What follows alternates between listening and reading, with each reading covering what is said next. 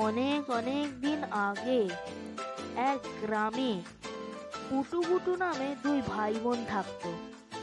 খাটের ওপর বসে পুটুগুটু আলোচনা করছে যে, দাদা, অনেক দিন হলো আমি পিঠে খাইনি।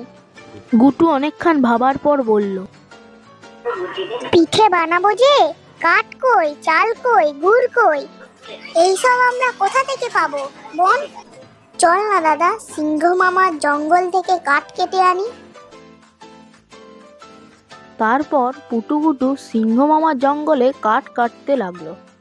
কাঠ কাটতে কাটতে পুটু বলল, দাদা, আমার কিন্তু ভয় লাগছে, সিংহ মামা চলে আসবে না তো? বলতে না বলতেই কোথা থেকে সিংহর গর্জন শোনা গেল। কেরা আমার জঙ্গলে কাঠ কাটছিস? দাদা, আমার খুব ভয় লাগছে, আমি লুকিয়ে পড়ছি। তারপর সিংহটি গুটুর সামনে এসে বলল, এই কে রে আমার জঙ্গলে কাঠ কাটছিস? আমি গুটু। কাঠ কি হবে? পিঠে করব। আমাকে দিবি? কিন্তু চাল কই, গুড় কই? ওইসব নিয়ে তোকে ভাবতে হবে না, ওইসব আমি এনে দেব। তারপর সিংহ বাজারে গিয়ে হাজির হলো। তার গর্জন শুনে সব মানুষেরা পালিয়ে গেল। সে প্রয়োজন মতো চাল গুড় সব নিয়ে পুটুগুটুর ঘরে হাজির হলো। এরপর সিংহ বলল, এই পুটুকুটু, এই নে তোদের চাল গুড়। এখন আমি বাড়ি যাচ্ছি, সন্ধেবেলায় আসবো, আমার জন্য পিঠে তৈরি করে রাখবি কিন্তু।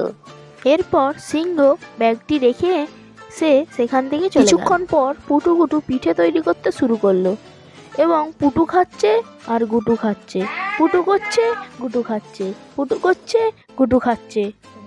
এরপর পুটু বলল, দাদা, সব পিঠে তো খেয়ে নিলাম, সিংহ মামার জন্য কই? এরপর গুটু বুদ্ধি করে বিশেষ ধরনের কয়েকটি পিঠে করলো আর পুটুগুটু চুবড়ির ভেতর লুকিয়ে পড়ল। এরপর সিংহ মামা এসে সেখানে হাজির হলো এবং গর্জন করলো পুটুগুটুকে ডাকার জন্য। কিন্তু কেউ যখন ছিল না, তখন সে ভাবলো একাই সেই পিঠে খাবে। সে পিঠে খেতে শুরু করলো, পিঠে খাচ্ছে। খাওয়ার পর সে নিজের দাঁত দেখিয়ে বলল,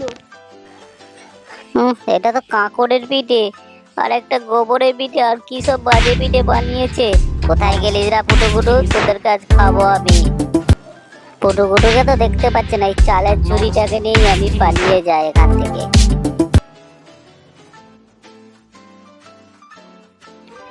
চালের ঝুড়ি নিয়ে যখন সিংহ মামা জঙ্গলে পৌঁছালো, তখন চুবড়ির ভেতর থেকে পুটু বলল, দাদা, আমার খুব পাঁদ পেয়েছে।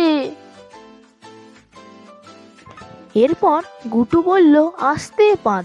কিন্তু পুটু এমন জোরে পাঁদ মারলো, সিংহ ভয় পালিয়ে গেল আর পুটু গুটু চুবড়ি থেকে বাইরে আসলো এবং তারা সুখে শান্তিতে